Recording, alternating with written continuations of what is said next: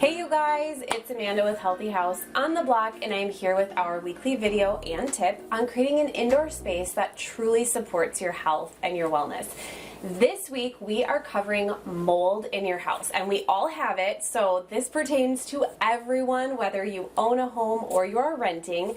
But specifically, we're going to talk about how to get rid of mold and how to prevent mold, which is the bigger key to the puzzle. But when we go to look at how to get rid of mold in your home, what we come up with a lot of times are very harsh recipes, harsh chemicals, harsh toxins to kill the mold and get it out of our spaces. The problem is that these harsh chemicals can then impact the health of our space, just like the mold would. So I'm going to share with you exactly how to get rid of mold with low toxin options and when it's necessary to call in a remediator. How to get rid of mold is a frequently asked question here at Healthy House on the block. And specifically, how do you get rid of mold without adding toxins to your space like bleach or chlorine? And then there's actually the other side when people kind of gloss over mold concerns, saying that not all mold is black mold. But the truth is that all mold, no matter how toxic, is harmful to your body in some way. And some of us are just more susceptible to mold-related illness than others. And mold growth happens a lot more than we think. Mold just needs some air, warm temperatures, and some particles or dust to begin growing. These are things we all have in our home that makes most of our spaces a potential breeding ground for mold growth.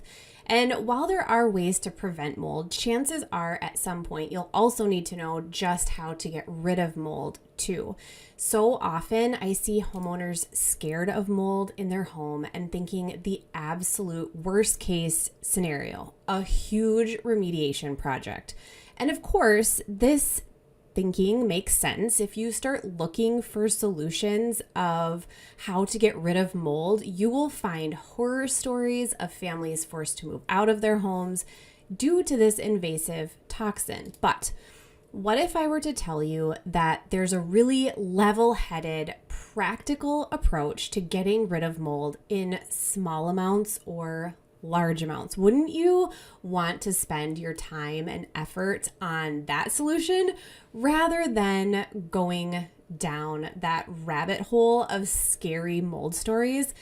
That is what we're doing today. So the fact of the matter is that every house has mold in it, even yours.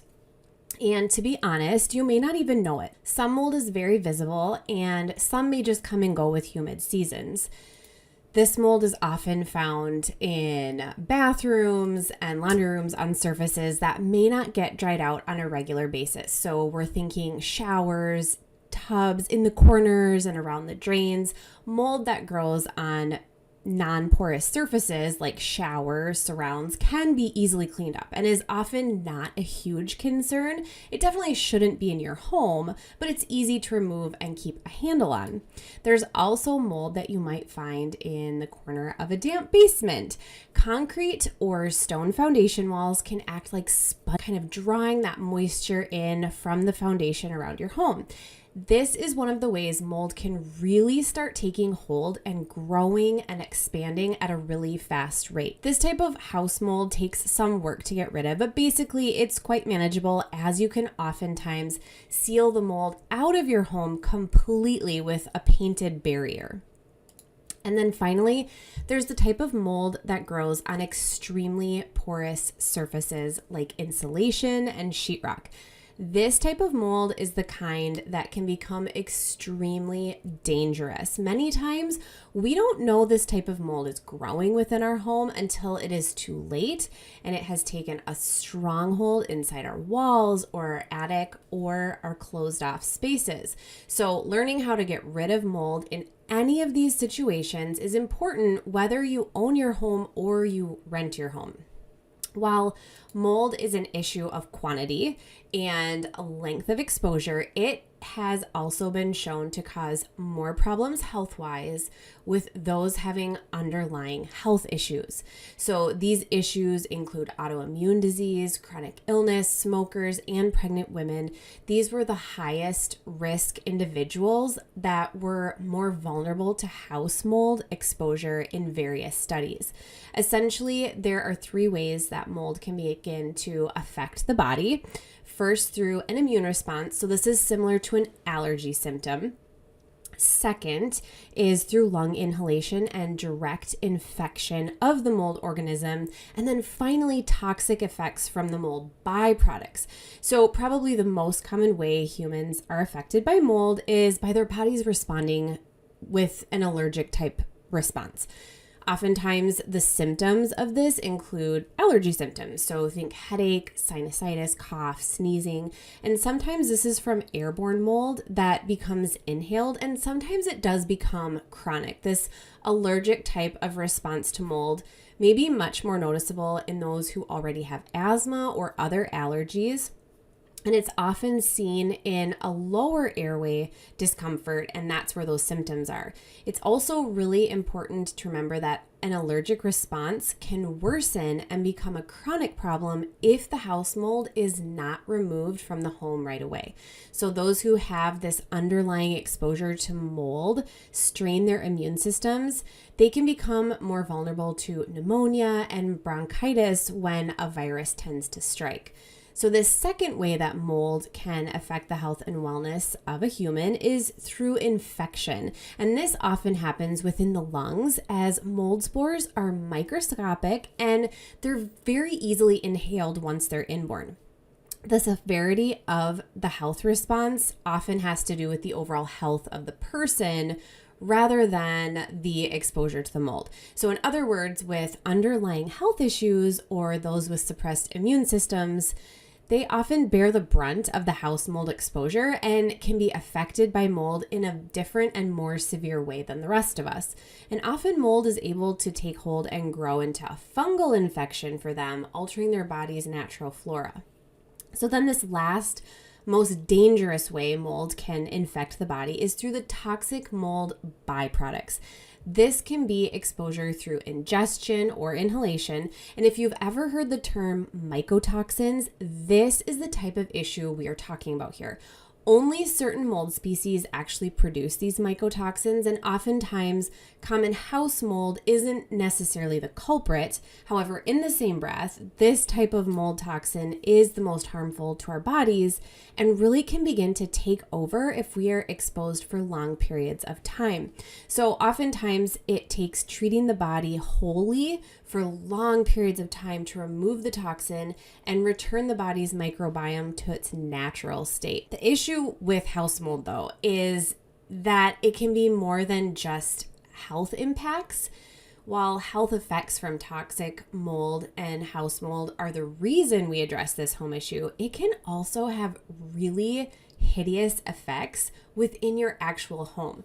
So mold that grows on small surface areas like around a tub or a sink can often easily be removed. However, as with any surface that doesn't get dried out and moisture removed right away, it can begin to grow behind caulking, behind cabinets, and travel to drywall eventually. This is when you need to know how to get rid of mold before a bigger problem occurs.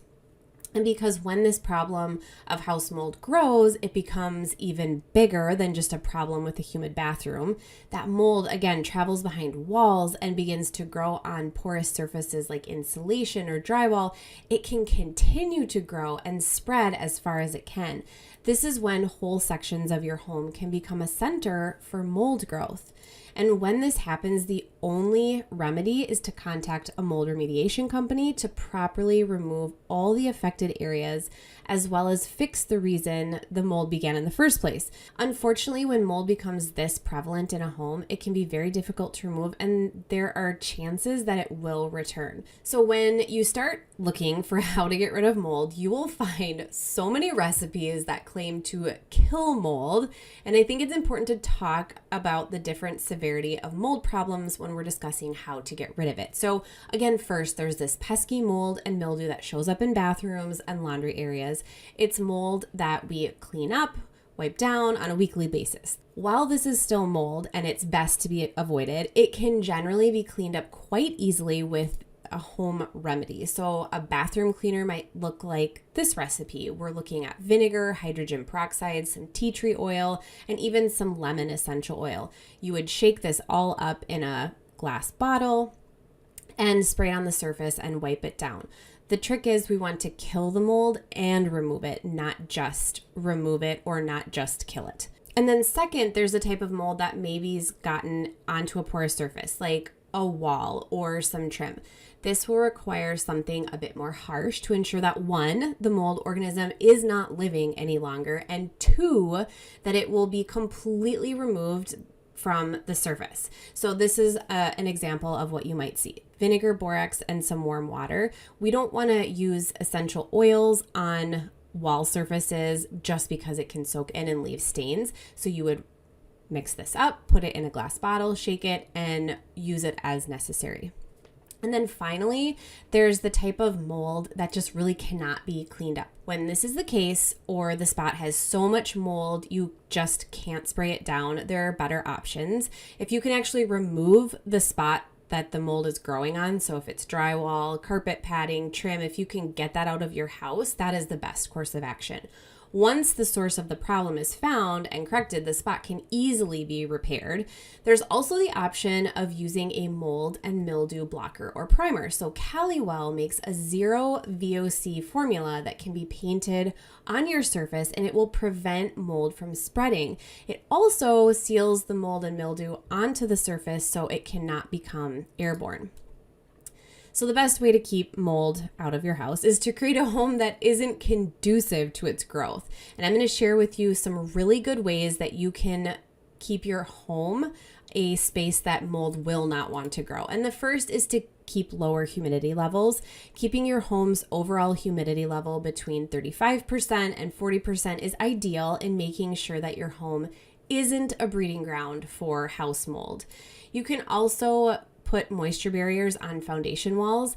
Foundation walls are notorious for allowing high amounts of moisture to enter your home. Painting your foundation walls with a covering that seals in moisture is one of the best and least expensive things you can do. You can also add some attic ventilation if that's where the problem is.